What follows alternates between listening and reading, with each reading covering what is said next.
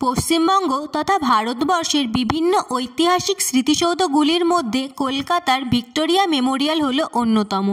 ৬৪ acre জমির ওপর বিস্তৃত রানী ভিক্টোরিয়ার এই স্মৃতিসৌধটি ১০০ বছরেরও বেশি সময় ধরে এখানে রয়েছে।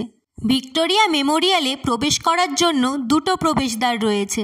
এখানে প্রবেশের প্রবেশ মূল্য ভারতীয়দের জন্য ৩০ টাকা, তবে বিদেশিদের জন্য প্রবেশ মূল্য হলো ৫০০ টাকা।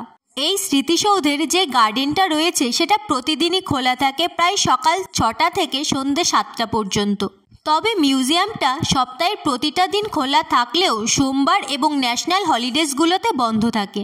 দুর্ভাগ্যবশত আমরাও সোমবারে গিয়েছিলাম, তাই গার্ডেনের বিভিন্ন রকম ভিডিও করতে পারলেও মিউজিয়ামের ভেতরের কোনো ভিডিওই আমরা করতে পারিনি।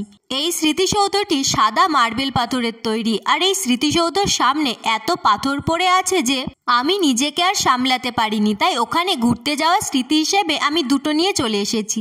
তোমরা কে কে ভিক্টোরিয়া ঘুরতে গেছিলে সেটা আমাকে অবশ্যই কমেন্ট করে জানিও। দেখা হচ্ছে অন্য কোনো ভিডিওতে, ততক্ষণে সবাই ভালো থেকো, সুস্থ থেকো, টাটা।